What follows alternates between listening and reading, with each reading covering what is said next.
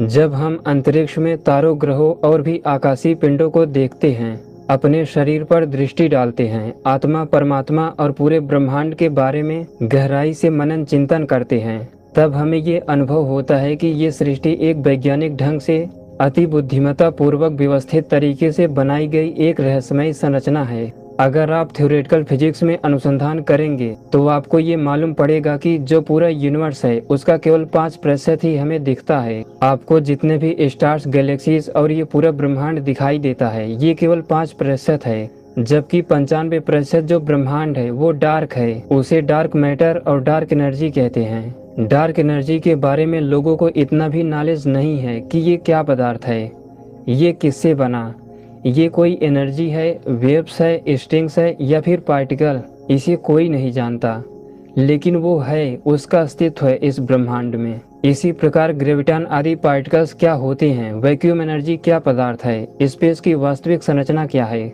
मास यानी द्रव्यमान क्या होता है, चार्ज क्या होता है और फोर्स क्या होता है, ये सब अभी कोई नहीं जानता। लेकिन आपको आश्चर्य होगा ये जानकर कि वैदिक विज्ञान इन सब पदार्थों की तत्वतः व्याख्या करता है। आप सभी जानते हैं कि एक अणु परमाणुओं से मिलकर बनता है, फिर उस परमाणु के नाभिक में प्रोटॉन, न्यूट्रॉन होते हैं और इलेक्ट्रॉन उस नाभिक के चारों ओर चक्कर लगाता है। फिर प्रोटॉन, न्यूट्रॉन क्वार्क से मिलकर बनते हैं। इसके बाद इलेक्ट्रॉन, क्वार्क, ग्रेविटॉन, न्यूट्रिनो आदि पार्टिकल्स भी सूक्ष्म स्ट्रिंग से मिलकर बने होते हैं। लेकिन ये स्ट्रिंग भी इटर्नल नहीं है। वैदिक थ्योरी ऑफ यूनिवर्स के अनुसार जिस किसी भी पदार्थ में एक्टिविटी और वाइब्रेशन होता है वो इटर्नल यानी अनादि नहीं हो सकता। जितने भी पार्टिकल्स होते हैं ब्रह्मांड में, किसी का मास अलग है, किसी का चार्ज अलग है, किसी की स्पिन अलग है, किसी का इंटरेक्शन ही अलग है। इससे भी ये प्रूव हो जाता है कि पार्टिकल्स इटर्नल कभी नहीं हो सकते। ऐसे में एक प्रश्न उठकर सामने आता है, अगर ये पार्टिकल्स इटर्नल नहीं है तो ये किसी न किसी पदार्थ से जरूर मिलकर बने होंगे। आखिर ये पदार्थ किससे बने हैं? इन सब पदार्थों की वास्तविक संरचना है क्या? वैदिक विज्ञान electron, proton, quark, neutrino, graviton, mass, charge, energy और स्पेस की भी इंटरनल स्ट्रक्चर की तत्वतः और विस्तार से व्याख्या करता है। आइए आज की इस वीडियो में जानते हैं कि ये सब पदार्थ किससे मिलकर बने हैं और जिससे भी मिलकर बने हैं उन पदार्थों की भी इंटरनल स्ट्रक्चर क्या है। वीडियो को ध्यान से देखना, आपको कुछ नया मिलेगा। तो आइए वीडियो को शुरू करते हैं। जैसा कि आप पिछली वीडियो में जान चुके हैं कि ब्रह्मांड की प्रारंभिक अवस्था प्रकृति एक ऐसा इटर्नल पदार्थ है जिससे पूरे ब्रह्मांड की उत्पत्ति हुई है। उस प्रकृति पदार्थ में अनंत अक्षर निष्क्रिय रूप में भरे हुए हैं। अव्यक्त प्रकृति अनंत अक्षरों का रूप है। इन्हीं 64 अक्षरों से पूरा ब्रह्मांड बना हुआ है। जब ये अक्षर रूपी पदार्थ प्रकृति में सोए हुए रहते हैं तो सर्वव्यापक ईश्वर में सबसे पहले कामना यानी इच्छा उत्पन्न होती है कि मैं जीवात्माओं के लिए सृष्टि की रचना करूं। फिर वो ईश्वर अक्षर रूपी प्रकृति को काल के माध्यम से प्रेरित करने लगता है। ओम रूपी सूक्ष्म स्पंदनों को काल कहते हैं। ये एक ऐसा सूक्ष्म वाइब्रेशन है जो सबसे पहले जागृत होता है। फिर सृष्टि बनने की प्रक्रिया शुरू हो जाती है। चेतन तत्व ईश्वर, जो कि प्रकृति के अंदर और बाहर सर्वत्र विद्यमान है, वह अपने सामर्थ्य से काल को यानी ओम रूपी स्पंदनों को सक्रिय कर देता है, जिससे प्रकृति में विद्यमान सभी 64 वर्ण एक्टिवेट यानी क्रियाशील हो जाते हैं, व्यक्त हो जाते हैं और इसी के साथ ब्रह्मांड बनने की प्रक्रिया शुरू हो जाती है। जब ये अक्षर व्यक्त हो जाते हैं, एक्टिवेट हो जाते हैं, तो इस अवस्था को महत् तत्व कहते हैं। इन अक्षरों के अपने अपने गुण होते हैं जिससे इनके वाइब्रेशन आपस में मिलने लगते हैं। जो भी सिद्ध योगी महत् तत्व को ठीक ठीक जान लेगा वो सृष्टि के किसी भी एक पदार्थ को दूसरे पदार्थ में बदल देगा या फिर अपने सामर्थ्य के आधार पर सृष्टि, उत्पत्ति आदि क्रियाएं कर सकेगा, क्योंकि ब्रह्मांड बनने की कोई भी प्रक्रिया महत् तत्व से ही प्रारंभ होती है। जब काल यानी परा ओम रूपी स्पंदन महत् तत्व को और अधिक विकृत कर देता है, तब महत् तत्व उत्तेजित अवस्था यानी एक्साइटेड स्टेट में चला जाता है, तो उस अवस्था को अहंकार तत्व कहते हैं। इसी पदार्थ से पूरे ब्रह्मांड की उत्पत्ति होती है। पूरी प्रकृति महत् तत्व में नहीं बदलती। जितनी प्रकृति सृष्टि से पहले थी उतनी ही अभी भी है। उस सूक्ष्मता पर महत् तत्व भी पूरी तरह अहंकार तत्व में नहीं बदलता। आज भी उस सूक्ष्मता पर महत् तत्व विद्यमान है। तो प्रकृति से महत् तत्व बना, महत् तत्व से अहंकार तत्व की उत्पत्ति होती है और फिर काल अहंकार तत्व से मनस तत्व को उत्पन्न करता है। मनस तत्व एक ऐसा पदार्थ है जो पूरी सृष्टि में भरा हुआ है। अब इसी मनस तत्व से अलग अलग प्रकार के स्पंदन उत्पन्न होंगे जो सृष्टि बनने की प्रक्रिया में विशेष भूमिका निभाएंगे। मनस तत्व में जितने भी स्पंदन उत्पन्न होते हैं उनमें भी कोई द्रव्यमान यानी मास और चार्ज नहीं होता। काल तत्व मनस तत्व से अलग अलग वाइब्रेशन उत्पन्न करने लगता है। मनस तत्व में जो पहला वाइब्रेशन उत्पन्न होता है उसे व्याहृति छंद कहते हैं। ये व्याहृतियां 7 प्रकार की होती हैं। भूः, भुवः, स्वः, महः, जनः, तपः, सत्यम। इन 7 व्याहृतियों को 7 प्रकार के लोक भी कहते हैं। ये सृष्टि उत्पत्ति का पहला चरण है। भूः, भुवः, स्वः, महः, जनः, तपः, सत्यम।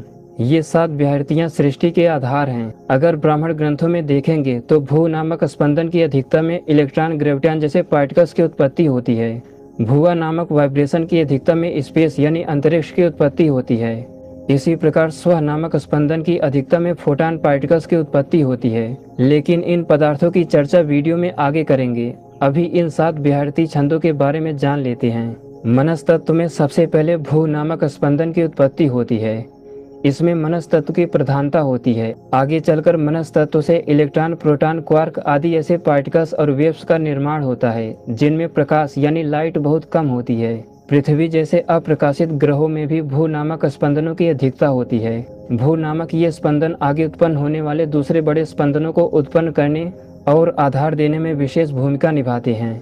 अगला वाइब्रेशन, अगला स्पंदन जो मनस तत्व में उत्पन्न होता है वो है भुवः। इसी भुवः नामक वाइब्रेशन से आगे चलकर स्पेस की उत्पत्ति होती है। अंतरिक्ष इसी भुवः रूपी स्पंदनों की अधिकता में उत्पन्न होता है। पश्यंती ओम रूपी स्पंदनों के द्वारा मनस तत्व में जो अगला वाइब्रेशन उत्पन्न होता है वो है स्वः। आगे चलकर स्व रूपी स्पंदनों की अधिकता में फोटॉन आदि प्रकाशित कणों की उत्पत्ति होती है। इस ब्रह्मांड में जितने भी खुद से प्रकाश देने वाले तारे हैं, सूर्य हैं, उन सबका जन्म इन्हीं स्व वाइब्रेशन की प्रधानता में होता है। भू, भुवः और स्वः ये मनस तत्व के सबसे सूक्ष्म वाइब्रेशन हैं। इन्हीं स्पंदनों को ठीक ठीक जानकर ये निर्धारित किया जा सकता है कि प्रत्येक पदार्थ एक दूसरे से अलग क्यों है और फिर एक पदार्थ को दूसरे में बदला भी जा सकता है। लेकिन इस स्तर तक कोई सिद्ध योगी ही पहुंच सकता है जो एक महान वैज्ञानिक हो। इन्हीं 3 भू, भुवः और स्व रूपी स्पंदनों की प्रधानता होती है इस ब्रह्मांड में। मनस तत्व में जो चौथा सूक्ष्म वाइब्रेशन उत्पन्न होता है वो है महा। ये चौथी व्याहृति छंद दूसरे सभी छंदों यानी स्पंदनों को जोड़ने का कार्य करती है। आगे जो भी प्राण और छंद रूपी स्पंदन उत्पन्न होंगे उसे यही महा नामक व्याहृति जोड़ती है। अगला स्पंदन जो मनस तत्व में उत्पन्न होता है वो है जनः। ये जनः नामक स्पंदन जिस किसी भी भू, भुवः, स्व, महा आदि स्पंदनों से जुड़ती है उसकी एक्टिविटी यानी क्रियाशीलता को बढ़ा देती है। वीडियो में देखकर आप समझ सकते हैं। अगला वाइब्रेशन जो मनस तत्व में उत्पन्न होता है वो है तपः। यह व्याहृति छंद भू, भुवः, स्व, महा, जनः आदि व्याहृति के बाहर या किनारों पर स्थित होकर उनकी रक्षा करती है। इसमें भी मनस तत्व की अधिकता होती है। ये तपः नामक स्पंदन महा नामक स्पंदन को और अधिक एक्टिवेट कर देती है। मनस तत्व में अगली और अंतिम व्याहृति छंद जन्म लेती है वो है सत्यम। ये सत्यम नामक सूक्ष्म वाइब्रेशन भू, भुवः, स्व, महा, जनः, तपः को आधार प्रदान करती है। आगे जो प्राण रूपी 11 विशेष प्रकार के स्पंदन उत्पन्न होते हैं उनमें प्राण और अपान को यही व्याहृति धारण करती है। पूरे सृष्टि में इन्हीं 7 व्याहृति रूपी स्पंदनों की सबसे बड़ी भूमिका होती है। सृष्टि उत्पत्ति के दूसरे चरण में 11 प्राण रूपी स्पंदनों की उत्पत्ति होती है। सभी 11 प्राण एक ही हैं, लेकिन मनस तत्व में अलग अलग प्रकार की गति की वजह से इनके अलग अलग प्रकार हो जाते हैं। पहला प्राण रूपी वाइब्रेशन है सूत्रात्मा वायु। सबसे पहले इस ब्रह्मांड को काल तत्व जोड़ता है, लेकिन उसके बाद इस सृष्टि को जोड़ने में जिसकी सबसे बड़ी भूमिका है उसे सूत्रात्मा वायु कहते हैं। स्पेस की एक एक यूनिट इन्हीं स्पंदनों की वजह से आपस में जुड़ा हुआ है। ये सूत्रात्मा वायु नामक प्राण जाल के रूप में एक दूसरे से जुड़ी रहती है। ये वाइब्रेशन न तो सॉलिड है, न लिक्विड और न ही गैस। ये सूत्रात्मा वायु इतना सूक्ष्म स्पंदन होता है कि इसमें कोई मास चार्ज नहीं होता। द्रव्यमान नामक गुण की उत्पत्ति अभी तक नहीं होती। सूत्रात्मा वायु शाखा प्रशाखा के समान दूसरे सभी 10 प्राणों को जाल के रूप में बांधे रखती हैं। इसी सूत्रात्मा वायु नामक प्राण की वजह से सभी particles, waves, strings, vibration exist करते हैं और अपना स्वरूप बनाए रखते हैं। अगर सूत्रात्मा वायु नामक प्राण रूपी स्पंदन ना हो तो सभी पार्टिकल्स, वेव्स बिखर जाएंगे और सृष्टि के सारे बल, सारे फोर्स समाप्त हो जाएंगे। इसमें रिपल्सिव फोर्स निग्लिजिबल होता है। दूसरा प्राण है धनंजय। ये सूक्ष्म प्राण मनस तत्व में सबसे अधिक तीव्र गति वाले वाइब्रेशन के रूप में उत्पन्न होती है। जब ये वाइब्रेशन किसी दूसरे प्राणों से मिलती है तो उस प्राण की भी गति बढ़ जाती है। कोई भी लाइट का पार्टिकल या इलेक्ट्रोमैग्नेटिक वेव्स इन्हें धनंजय नामक प्राणों के द्वारा खींचकर ले जाया जाता है। सभी particles, waves, star, planet, galaxies इन्हें धनंजय प्राण की वजह से अपने एक्सिस पर घूमते हैं। इस धनंजय प्राण की गति लाइट की अपेक्षा 4 गुना ज्यादा होती है, जिसे पिछले वीडियो में विस्तार से जान चुके हैं। तीसरा और सबसे सूक्ष्म प्राण है, उसका नाम ही है प्राण। जब मनस तत्व में ओम रूपी स्पंदन तीव्र वेग व बल से गमन करती है, तब जाके मनस तत्व में प्राण नामक सूक्ष्म वाइब्रेशन की उत्पत्ति होती है। इनमें आकर्षण बल, अट्रैक्शन फोर्स की प्रधानता होती है।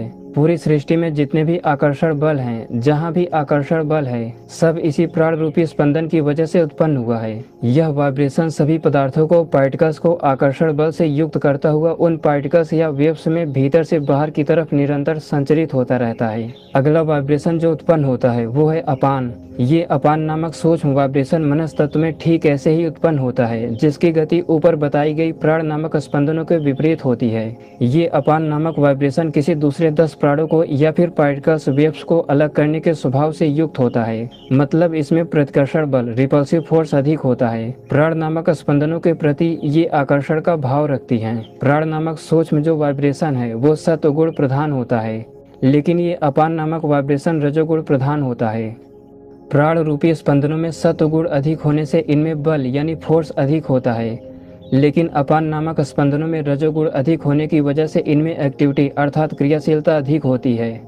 ये दोनों प्राण और अपान एक दूसरे से संयुक्त रहते हैं। ये एक दूसरे से अलग अलग नहीं रह सकते। अगर प्राण और अपान को अपने शरीर में अनुभव करना चाहें तो जिस शक्ति या फोर्स की वजह से हम फोर्स को अंदर खींच पाते हैं वो प्राण की वजह से कर पाते हैं, और जिस स्पंदन की वजह से हम किसी भी क्रिया को बाहर की तरफ फोर्स लगा पाते हैं वो अपान की वजह से होता है। शरीर में जिस फोर्स की वजह से हम श्वास को बाहर ढकेलते हैं, मलमूत्र बाहर निकलता है, वो अपान नामक स्पंदन की वजह से होता है। मनस तत्व में जो अगला स्पंदन उत्पन्न होता है उसे ब्यान कहते हैं। ये ब्यान नामक स्पंदन प्राण और अपान को जोड़ने का कार्य करती है। इन दोनों के बीच स्थित होकर संधि का कार्य करती है। बिना ब्यान के प्राण और अपान एक साथ नहीं रह सकते। अगला जो स्पंदन मनस तत्व में उत्पन्न होता है वो है समान। जब ओम रूपी स्पंदन मनस तत्व में समान बल व समान गति से उत्पन्न होती है, तब उस समय समान नामक सूक्ष्म स्पंदनों की उत्पत्ति होती है। यही समान नामक प्राण दूसरे सभी वाइब्रेशंस को समान बल व गति से संतुलन बनाए रखती है। आप सृष्टि में जितने भी पदार्थ स्पष्ट रूप से देखते हैं, सभी पदार्थों में इलेक्ट्रॉन आदि पार्टिकल की संख्या एक निश्चित मात्रा में ही है। इसीलिए उस पदार्थ का अस्तित्व बना रहता है, और इसी निश्चित संख्या के होने का कारण है समान नामक वाइब्रेशन। अगर आप अपने शरीर में देखें तो समान वाइब्रेशन की सबसे बड़ी भूमिका होती है हमारे पाचन तंत्र में। इस समान नामक सूक्ष्म प्राण का बहुत गहरा विज्ञान है। योग दर्शन और महाभारत में एक सिद्धि है। समान नामक प्राण को जो योगी तत्वतः जान लेता है वो प्रकाशमान हो जाता है। कोई शत्रु उस योगी को छू तक नहीं सकता। अगला वाइब्रेशन है उदान। जब मनस तत्व में उत्क्षेपण गुण यानी किसी फोर्स के विरुद्ध कार्य करने वाला दूसरा फोर्स उत्पन्न हो जाता है, उसे ही उदान प्राण कहते हैं। ये स्पंदन सदैव ऊपर की तरफ गमन करता है। ये उदान प्राण मनस तत्व में एक खिंचाव उत्पन्न करते हुए गति करती है। इनकी वजह से एक विशेष चमक उत्पन्न होती है। अगर शरीर में देखें तो इन्हीं उदान नामक प्राण की वजह से रक्त ऊपर आना, ढकार आना, उल्टी होना और जितनी भी क्रियाएं ऊपर की तरफ होती हैं उनमें इस उदान नामक प्राण की प्रधानता होती है। इसी उदान प्राण को तत्वतः जानकर योगी पक्षियों की भांति अंतरिक्ष में उड़ सकता है। इसी उदान नामक प्राण को पूरी तरह जानकर भगवान हनुमान, महर्षि नारद आदि ऋषि ब्रह्मांड में दूर दूर तक लोक लोकांतरों की यात्रा किया करते थे। अभी तक 7 सूक्ष्म प्राण रूपी स्पंदनों की चर्चा हुई। प्राण, अपान, ब्यान, उदान, समान, सूत्रात्मा, वायु और धनंजय। 8वीं, 9वीं, 10वीं और 11वीं प्राण रूपी स्पंदन है नाग, कूर्म, क्रिकल, देवदत्त। जो नाग नामक सूक्ष्म स्पंदन है वो प्राण नामक वाइब्रेशन का उप प्राण है। जब प्राण नामक वाइब्रेशन ब्रह्मांड में अव्यवस्थित होता है तो यही नाग नामक स्पंदन प्राण को सहायता प्रदान करता है। इसी की प्रधानता में ऊष्मा की उत्पत्ति व वृद्धि होती है। जो हम ढकार लेते हैं वो नाग नामक प्राण की वजह से होता है। अगला उप प्राण है कूर्म, जो अपान को नियंत्रित करती है। शरीर में देखें तो इसी कूर्म नामक स्पंदन की वजह से हम पलक को झपकाते और खोलते रहते हैं। अगला सूक्ष्म स्पंदन है क्रिकल। यह उदान नामक प्राण का उप प्राण है। जब कभी उदान के उत्क्षेपण गुण में कमी आती है तो यही उप प्राण उसे नियंत्रित करता हुआ बल देता है। अपने शरीर में देखें तो इसी की वजह से हमें छींक आती है। अगला और अंतिम वाइब्रेशन है देवदत्त, जो समान नामक प्राण का उप प्राण है। आपने अभी देखा था कि समान नामक वाइब्रेशन प्राण और अपान को नियंत्रित करता है। तो जब इस नियंत्रण प्रक्रिया में कभी कमी आती है तो देवदत्त नामक सूक्ष्म स्पंदन उसे बल देता है। शरीर में देखें तो जिस वाइब्रेशन की वजह से हम जम्हाई लेते हैं वो देवदत्त नामक प्राण की वजह से ही ऐसा कर पाते हैं। ये थे 11 प्राण। जब 11 प्राणों की बात की जाए तो उसमें आते हैं प्राण, अपान, व्यान, उदान, समान, सूत्रात्मा, वायु, धनंजय, नाग, कूर्म, कृकल, देवदत्त। लेकिन जब 7 प्राणों की बात की जाए तो उसमें आते हैं प्राण, अपान, व्यान, उदान, समान, सूत्रात्मा, वायु और धनंजय। और जब 5 मुख्य प्राणों की चर्चा होती है तो उसमें आते हैं प्राण, अपान, व्यान, उदान और समान। और जब 3 प्राणों की बात की जाए तो ऐसा समझना चाहिए कि प्राण, अपान और व्यान की चर्चा की जा रही है। ऐसा ब्राह्मण ग्रंथों में जगह जगह समझना चाहिए। अभी आपने देखा कि मनस तत्व में सबसे पहले 7 स्पंदन उत्पन्न होते हैं जो हैं भूः, भुवः, स्वः, महः, जनः, तपः, सत्यम। फिर इसके बाद मनस तत्व में 11 और स्पंदनों की उत्पत्ति होती है जो हैं प्राण, अपान, व्यान, उदान, समान, सूत्रात्मा, वायु, धनंजय, नाग, कूर्म, कृकल और देवदत्त। 7 व्याहृति और 11 प्राण रूपी स्पंदनों के बाद अब मास और ऋतु नामक सूक्ष्म स्पंदनों की उत्पत्ति होती है। प्राण और अपान के 30-30 बार स्पंदन से मास और ऋतु रूपी स्पंदनों की उत्पत्ति होती है। मास रूपी वाइब्रेशन 12 प्रकार के होते हैं। मधु, माधव, शुक्र, शुचि, नभस, नभस्य, ईश, ऊर्ज, सहस, सहस्य, तपस, तपस्य। इसके बाद आती है ऋतु रूपी स्पंदन। इस ब्रह्मांड में ऋतु नामक पदार्थ होते हैं जो वाइब्रेशन के रूप में होते हैं। इनसे ही दिशाओं की उत्पत्ति होती है। वैशेषिक दर्शन में आपने देखा होगा दिशा भी एक पदार्थ है। उन दिशाओं की उत्पत्ति इन्हीं ऋतु नामक स्पंदनों से होती है। तारों के केंद्रीय भाग में भी इनकी प्रधानता होती है। अब 3 प्रकार के स्पंदनों के बाद उत्पत्ति होती है बड़ी छंद रूपी वाइब्रेशन की। ये भी मनस तत्व में ही उत्पन्न होते हैं। ये वही छंद है जो वेद मंत्रों के रूप में उत्पन्न होते हैं और पूरे ब्रह्मांड में गूंज रहे हैं। यही छंद है जो चारों वेदों में मंत्र के रूप में दिए गए हैं। सृष्टि उत्पत्ति प्रक्रिया में इन छंदों की सबसे बड़ी भूमिका होती है। इन्हीं छंदों से स्पेस, मास, चार्ज, लाइट आदि की उत्पत्ति होती है। किसी पार्टिकल्स या वेव्स को आच्छादित किए रहते हैं। फोर्स की उत्पत्ति भी इन्हीं छंदों से होती है। पूरी सृष्टि इन्हीं वैदिक छंदों से बनी और बधी हुई है। इसीलिए वेद को ईश्वरीय ज्ञान कहते हैं। इन्हीं वैदिक मंत्रों से, वैदिक छंदों से पूरी सृष्टि बनी हुई है। इन वैदिक छंदों की विस्तृत व्याख्या ऋषियों ने कई तरीके से की है, जिनमें से पहला तरीका है छंदों को समझने का। ऋक, यजु और साम। भू नामक व्याहृति की अधिकता में ही ऋक नामक स्पंदनों की उत्पत्ति होती है। ये वाइब्रेशन सूक्ष्म प्रकाश से युक्त होता है। इस सृष्टि में जो भी फंडामेंटल एलिमेंट्री पार्टिकल्स माने जाते हैं जैसे इलेक्ट्रॉन, क्वार्क आदि, उन सब की उत्पत्ति ऋक रूपी स्पंदनों की वजह से होती है। डार्क मैटर और डार्क एनर्जी में इन्हीं ऋक रूपी छंदों की प्रधानता होती है। इन्हीं ऋक छंदों से उत्पन्न पदार्थ जब कंडेंस यानी सघन हो जाता है तब उसमें अट्रैक्शन फोर्स की प्रधानता हो जाती है। दूसरे प्रकार के छंद रूपी स्पंदन होते हैं यजुः। ये स्पंदन पदार्थों के संयोग में बहुत बड़ी भूमिका निभाते हैं। भुवः नामक व्याहृति की अधिकता में इन यजुः नामक वाइब्रेशंस की उत्पत्ति होती है। आगे चलकर स्पेस की उत्पत्ति भी इन्हीं छंदों से होती है। इस ब्रह्मांड में सभी प्रकार की गति इन्हीं छंदों के अंदर होती है। अगले प्रकार का वाइब्रेशन है साम। स्व नामक व्याहृति छंद की अधिकता में इनकी उत्पत्ति होती है। इस सृष्टि में सभी वेव्स और मीडिएटर पार्टिकल में इन्हीं साम रूपी स्पंदनों की अधिकता होती है। फोटॉन पार्टिकल्स में इन्हीं छंदों की वजह से लाइट का गुण आता है। लाइट, हीट, फोर्स, मोशन, मास, टेम्परेचर और भी सभी प्रॉपर्टीज वैदिक छंदों से ही उत्पन्न होती हैं। तो ये था वैदिक छंदों का दूसरे प्रकार से वर्गीकरण। अब वैदिक छंदों का जो आगे वर्गीकरण किया जाएगा वो सबसे अधिक प्रचलित है। इस सृष्टि में छंद रूपी वाइब्रेशन अनंत व असंख्य मात्रा में विद्यमान है, लेकिन इनके गुण व कर्मों के आधार पर इनके 7 प्रकार हो जाते हैं। ये 7 छंद रूपी वाइब्रेशन हैं गायत्री, उष्णिक, अनुष्टुप, बृहति, पंक्ति, त्रिष्टुप और जगति। इन 7 छंदों के भी 8-8 प्रकार होते हैं। वे हैं दैवी, याजुसी, प्राजापत्य, सामनी, आसुरी, आर्ची, आरसी, ब्राह्मी। जो भी परंपरागत वेद पाठी जिस अलग अलग स्वर में वेद पाठ करते हैं ठीक उसी स्वर में वेद मंत्र इस ब्रह्मांड में गूंज रहे हैं। 7 छंदों में जो सबसे पहला छंद है वो है गायत्री। काल जब मनस तत्व को प्रेरित करना प्रारंभ करता है उसी समय जो वाइब्रेशन उत्पन्न होता है उन्हें ही गायत्री छंद कहते हैं। ये छंद 3 प्रकार की गतियों से युक्त होता है। इनकी गति दूसरे छंदों की अपेक्षा सबसे अधिक होती है। सृष्टि बनने का जब प्रथम चरण शुरू होता है तो यही गायत्री छंद सबसे पहले सबसे अधिक संख्या में उत्पन्न होती है। इन्हीं से प्रकाश यानी लाइट की उत्पत्ति होती है। इन वैदिक छंदों का रंग श्वेत यानी सफेद होता है। गायत्री छंद आगे उत्पन्न होने वाले छंदों को ऐसे ही प्रेरित करती है जैसे मुख से निकला हुआ शब्द किसी दूसरे व्यक्ति को प्रेरित करता है। ऐसे ही गायत्री छंद आगामी दूसरे छंदों को प्रेरित करते हैं। गायत्री छंद दूसरे छंद यानी स्पंदनों को बल प्रदान करने में अग्रणी भूमिका निभाती है। इन्हीं गायत्री छंदों से अग्नि, विद्युत, प्रकाश और बल की उत्पत्ति होती है। दूसरा छंद है उषड़िक। ये सभी छंद जो आपको बताया जा रहा है वेदों में दिया गया है, एक एक करके देख सकते हैं। ये उषड़िक छंद गायत्री नामक छंदों को ऊपर से ढके रहती है। गायत्री और दूसरे छंदों के बीच आकर्षण का भाव प्रकट करती है। ये उषड़िक छंद दूसरे और भी छंदों को ऐसे ही जोड़े रखती है जैसे हमारी गर्दन शरीर को और सिर को जोड़े हुए है। ये उषड़िक छंद दूसरे छोटे छंदों को हमेशा निगलती रहती है, एब्जॉर्ब करती रहती है। इसी की वजह से इस सृष्टि में जुड़ने की क्रिया संपन्न हो पाती है। अभी आपने वीडियो में जिन 11 प्राण रूपी वाइब्रेशंस को जाना, ये उषड़िक छंद उन 11 प्राणों को आच्छादित करने में अर्थात ढके रहने में त्वचा के समान गायत्री छंदों के ऊपर बालों के सदृश संयुक्त रहती है। अर्थात उषड़िक छंद गायत्री छंद और 11 प्राणों को ऐसे ही ढके रहती है जैसे बाल त्वचा को ढके रहता है। ये भी दूसरे छंदों में प्रकाश को बढ़ाती है, अन्य दूसरे छंदों को तीक्ष्ण भी बनाती है। उषड़िक छंदों के प्रभाव से गायत्री छंद अधिक सक्रिय होता है जिससे उष्णता यानी हीट की उत्पत्ति होती है। उषड़िक छंदों की वजह से ब्रह्मांड में सारंग यानी अलग अलग प्रकार के कई रंगों की उत्पत्ति होती है। अगला छंद है अनुष्टुप।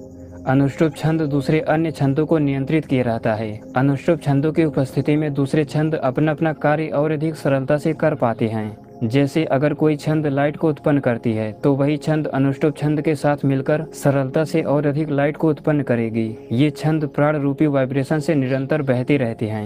इन अनुष्टुप छंदों की वजह से लाल मिश्रित भूरे रंग की उत्पत्ति होती है। अगला छंद है बृहति। बृहति छंद दूसरे छंदों और पार्टिकल्स वेव्स को ढककर उनके परिधि निर्माण में सहायक होती है। स्पेस यानी अंतरिक्ष में इनकी अधिकता होती है। अलग अलग तारों में और उनके केंद्रीय भाग में इनकी अधिकता होती है। बृहति छंदों के कारण ही ज्वालाओं से युक्त अग्नि भी उत्पन्न होती है। काले रंग की उत्पत्ति इन्हीं बृहति छंदों की वजह से होती है। अभी तक आप यही जानते होंगे कि जब कोई पदार्थ सभी रंगों को एब्जॉर्ब कर लेता है तो वो काला दिखता है, और जब कोई पदार्थ सभी रंगों को रिजेक्ट कर देता है तो वही पदार्थ सफेद रंग का दिखता है। लेकिन वैदिक विज्ञान कहता है कि काला भी एक रंग होता है जो बृहति छंदों से उत्पन्न होता है। प्राण और अपान नामक वाइब्रेशन की अधिकता में इनकी उत्पत्ति होती है। अगला छंद है पंक्ति। पंक्ति छंद रूपी वाइब्रेशन 5 प्रकार से गति करती हैं। पंक्ति छंद दूसरे छंदों के द्वारा या फिर पार्टिकल्स वेव्स के द्वारा अवशोषित यानी एब्जॉर्ब की जाती हैं। इसी वजह से पंक्ति छंद जुड़ने के स्वभाव से युक्त होती है। इलेक्ट्रिक चार्ज यानी विद्युत का सबसे सूक्ष्म भाग यहीं से जन्म लेता है। जो लोग कहते हैं कि इलेक्ट्रॉन से चार्ज की उत्पत्ति होती है, ये ठीक नहीं है। चार्ज की उत्पत्ति इन्हीं पंक्ति छंदों से होती है। पंक्ति छंदों की वजह से नीले रंग की उत्पत्ति होती है। अगला छंद है त्रिष्टुप। त्रिष्टुप छंद दूसरे सभी छंदों को नाभि रूप होकर बांधे रखती है। तारों के केंद्रीय भाग में भी इनकी अधिकता होती है। तीक्ष्ण विद्युत तरंगों की उत्पत्ति भी त्रिष्टुप छंदों से ही होती है। अन्य छंदों को बल और गति भी यही प्रदान करती है। त्रिष्टुप छंद दूसरे छंदों और कड़ों तरंगों को 3 प्रकार से थामती है, नियंत्रित किए रहती है, इसीलिए इसे त्रिष्टुप कहते हैं। त्रिष्टुप छंद डार्क मैटर और डार्क एनर्जी के प्रभाव को भी नष्ट करने में सक्षम होती है। स्पेस का स्ट्रक्चर बनाने में ये विशेष भूमिका निभाती है। अपान और व्यान नामक प्राण रूपी छंदों को ये पुष्ट करती है। त्रिष्टुप छंदों से लाल रंग की उत्पत्ति होती है। अगला अंतिम 7वां छंद है जगती। जगती छंद अधिक दूर तक गमन करने वाली होती है। पूरा संसार जगती छंद में ही प्रतिष्ठित है, इसीलिए इन्हें जगती कहते हैं। यही छंद जुड़ने वाले पार्टिकल्स वेव्स को बांधती है। ऊर्जा के उत्सर्जन और अवशोषण की प्रक्रिया भी इन्हीं जगती छंदों की वजह से संपन्न हो पाती है। जगती छंद प्राण रूपी सूक्ष्म वाइब्रेशन को एक ढांचा जैसा आकार प्रदान करती है जिस पर सभी छंद आश्रित होती है। जगती छंद से गोरे रंग अर्थात गौर वर्ण की उत्पत्ति होती है। इस प्रकार 7 छंद हुए: गायत्री, उषड़िक, अनुष्टुप, बृहति, पंक्ति, त्रिष्टुप और जगती। ये छंद वेदों में आपको मिल जाएंगे। जो इन सबको तत्वतः जान लेगा वो योगी सृष्टि के किसी भी एक पदार्थ को दूसरे में बदल देगा। हर एक सिद्धियां उसके पास होंगी। सृष्टि के पदार्थों पर उसका अधिकार होगा। तो अभी तक 7 छंद हुए, गायत्री, उषड़िक, अनुष्टुप, बृहति, पंक्ति, त्रिष्टुप और जगति। अब ये सातों छंद रूपी वाइब्रेशन 8-8 प्रकार के होते हैं, जो हैं दैवी, याजुसी, प्राजापत्य, सामनी, आसुरी, आर्ची, आरसी, ब्राह्मी। ये छंदों का दूसरे प्रकार से वर्गीकरण है।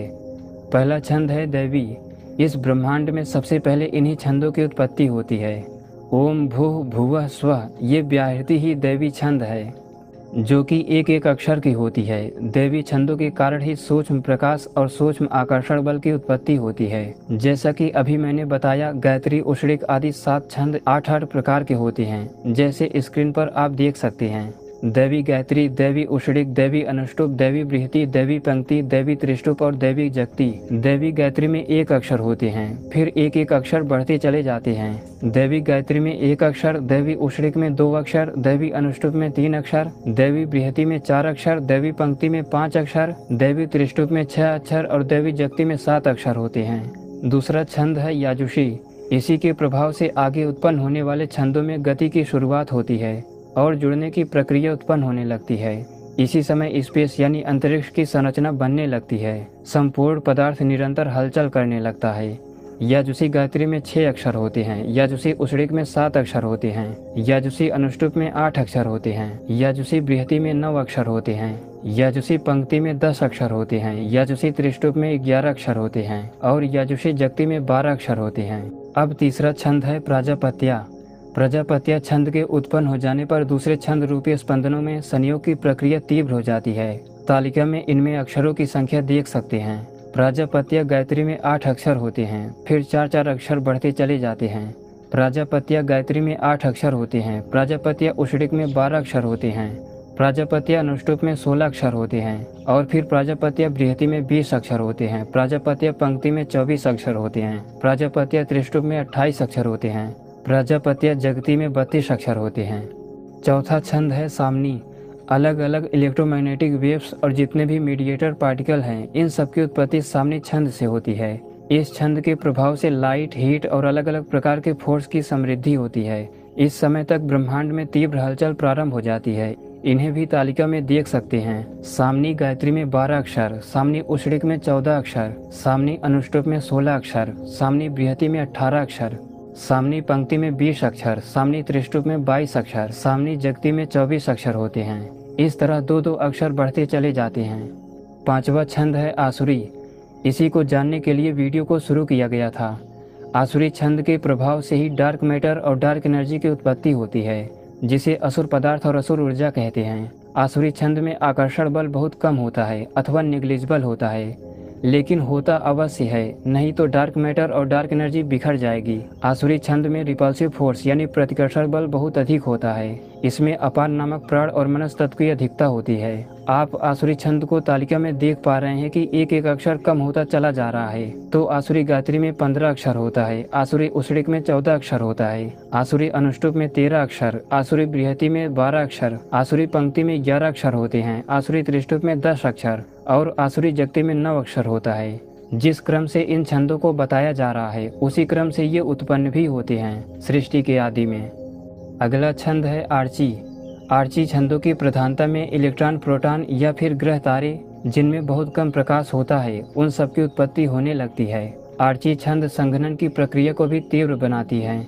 आर्ची गायत्री में 18 अक्षर होते हैं, आर्ची उषड़िक में 21 अक्षर, आर्ची अनुष्टुप में 24 अक्षर होते हैं, आर्ची बृहति में 27 अक्षर, आर्ची पंक्ति में 30 अक्षर होते हैं, आर्ची त्रिष्टुप में 33 अक्षर होते हैं और फिर जाके आर्ची जगति में 36 अक्षर होते हैं। सातवां छंद है आर्शी। अलग अलग प्राणों से उत्पन्न वाइब्रेशन आर्शी कहलाती हैं। जब ब्रह्मांड में कॉस्मिक मेघ बनता है, जिसे हिरण्यगर्भ कहते हैं, उसमें आर्शी छंदों की प्रधानता होती है। पूरी सृष्टि में या फिर वेदों में भी यही आर्शी छंद अधिक होता है। तालिका में देखिए, आर्शी गायत्री में 24 अक्षर होते हैं, आर्शी उषड़िक में 28 अक्षर होते हैं, आर्शी अनुष्टुप में 32 अक्षर होते हैं, आर्शी बृहति में 36 अक्षर होते हैं, आर्शी पंक्ति में 40 अक्षर होते हैं, आर्शी त्रिष्टुप में 44 अक्षर होते हैं और फिर आर्शी जगति में 48 अक्षर होते हैं।